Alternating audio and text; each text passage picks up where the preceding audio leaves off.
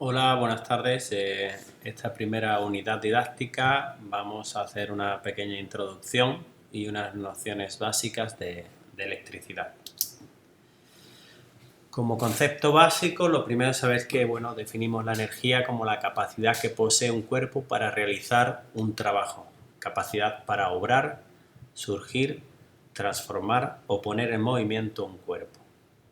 La electricidad es, por lo tanto, un modo de energía que se puede manifestar de diferentes modos, como por ejemplo, energía lumínica al transformar la electricidad de una bombilla en luz, la energía calorífica al transformar la electricidad en un calefactor en calor o mecánica al transformar la electricidad en el movimiento de una puerta a través de un motor. Como concepto básico, también es importante saber que la electricidad es, ante todo, una forma de energía. Como ya es sabido, la energía ni se crea ni se destruye. La energía tan solo se transforma. En nuestro caso, vamos a transformar la energía eléctrica en movimiento, proporcionando energía eléctrica de la red a un motor, que éste lo transformará en energía mecánica o cinética a una puerta automática. Es importante saber distinguir entre los dos tipos de corriente eléctrica que nos podemos encontrar. Uno sería la corriente alterna y la otra la corriente continua. Si os fijáis en el gráfico a vuestra izquierda, donde está la corriente alterna, hay un eje donde marca la tensión, el voltaje, donde aparece 300 más 325 más 230, 0, 230 y menos 325. Como veis en el eje del tiempo, pues la potencia, la tensión va variando y es por ello que se denomina corriente alterna. La variación siempre se produce en el mismo espacio de tiempo. Se representa con las letras AC de Alternate Current en inglés y el símbolo es AS invertida. Al lado tendréis la corriente continua, donde veis un eje donde el voltaje se mantiene estable en la línea de tiempo.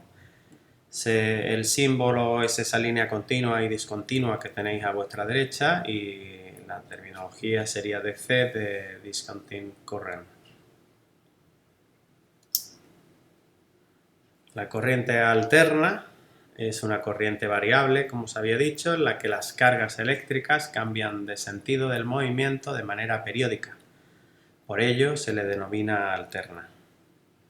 En la actualidad es la más utilizada, ya que es mucho más fácil de producir y transportar y además los costes para generarla son mucho más económicos que la continua. Es la que utilizamos normalmente en la vivienda, la industria y la mayoría de los aparatos eléctricos que utilizamos conectados a la red eléctrica. La corriente continua es aquella que circula constantemente y en el mismo sentido.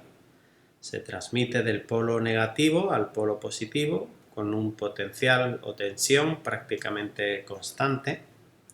Es la corriente que se almacena en las pilas, baterías, acumuladores y alimentadores electrónicos. Es muy utilizada sobre todo en la electrónica por su estabilidad y por la posibilidad de reducir enormemente las dimensiones de los equipos, pero con un elevado coste de producción. Os mostramos tres imágenes, una fuente de alimentación a la izquierda típica de un portátil o de un iPad o de un tablet. En el centro una fuente de alimentación que suele utilizarse también para alimentar equipos electrónicos, ya pueden ser cámaras de seguridad, receptores, fotocélulas.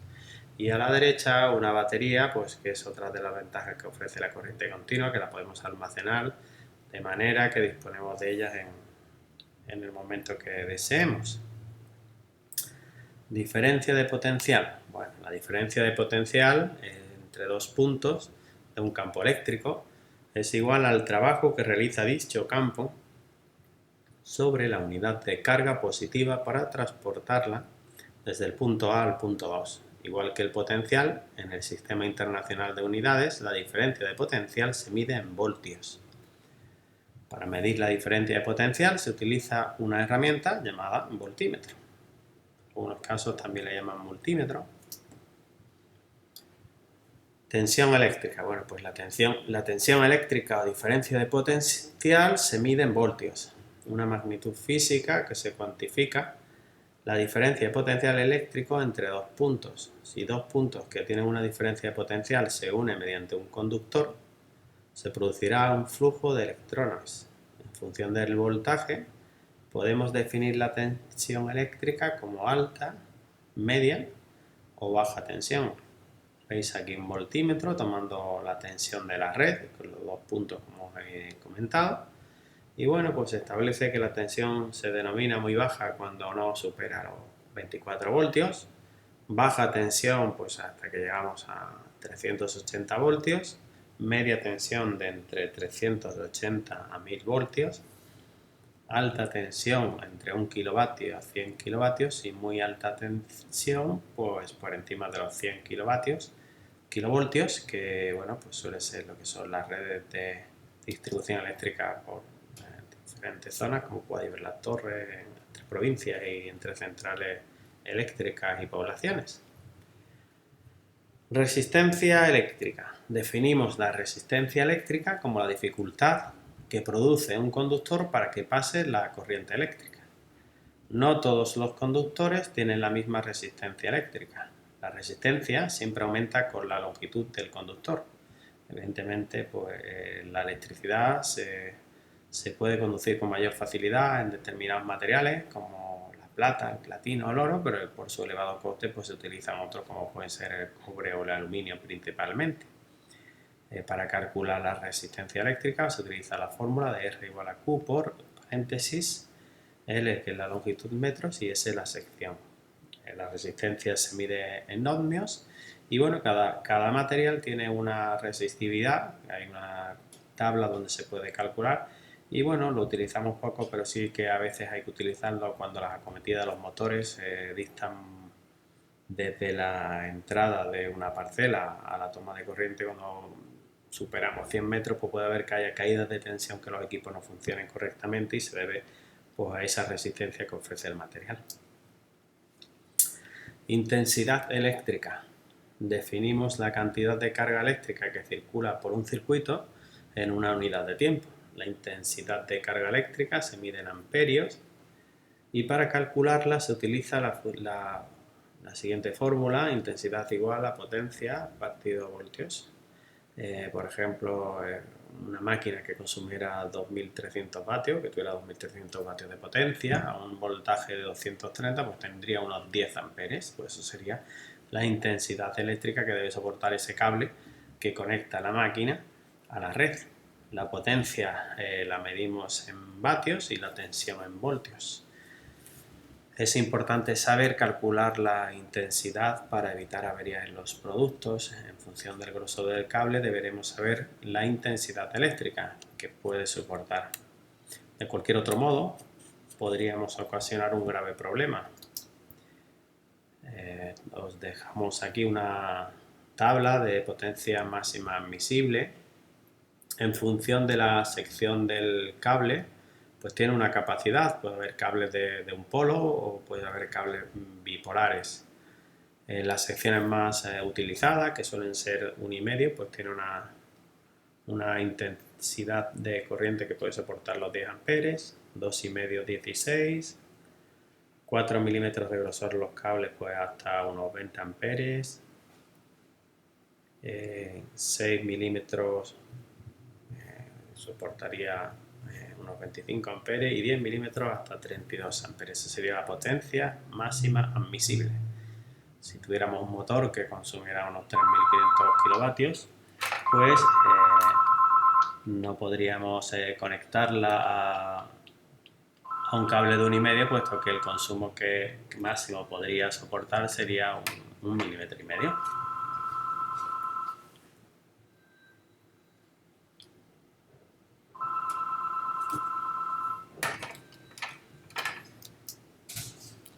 Potencia eléctrica se define como la cantidad de trabajo realizada por unidad de tiempo. Principalmente depende de la intensidad de corriente y la tensión eléctrica.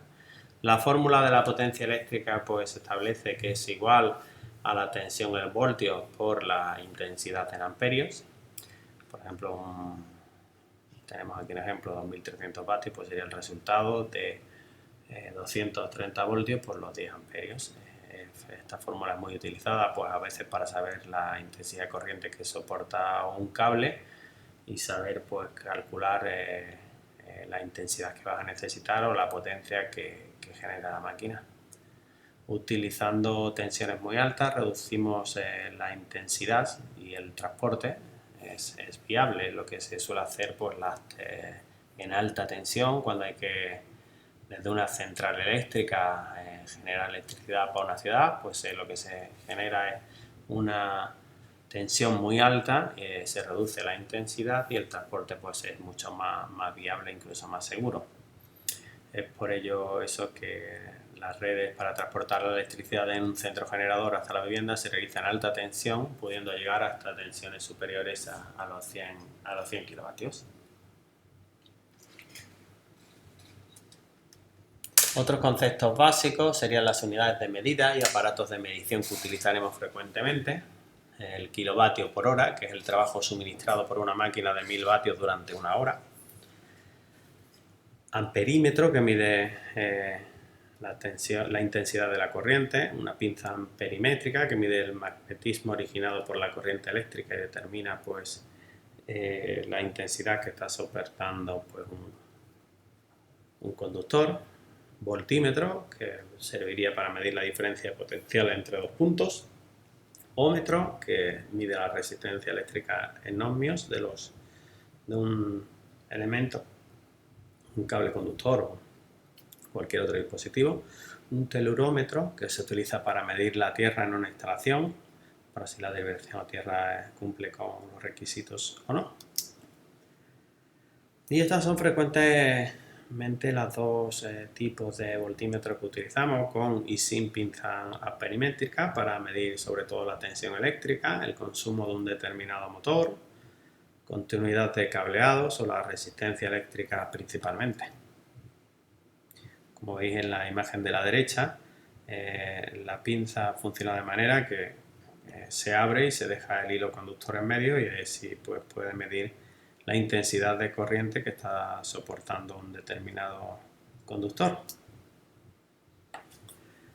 Circuitos eléctricos. Denominamos, por lo tanto, que un circuito eléctrico es la interconexión de dos o más componentes eléctricos, como pueden ser un generador, que es la pila en este caso que suministra corriente al circuito, receptor, que es la lámpara que transforma la energía eléctrica en luz, el conductor, que son los hilos metálicos que sirven para conducir la corriente de un elemento a otro del circuito, y el interruptor, que es la plaqueta metálica que permite interrumpir la corriente para apagar la lámpara. Esto sería pues, un circuito muy básico, pero donde podemos ver los diferentes elementos que hay y podemos reconocerlos con muchísima facilidad.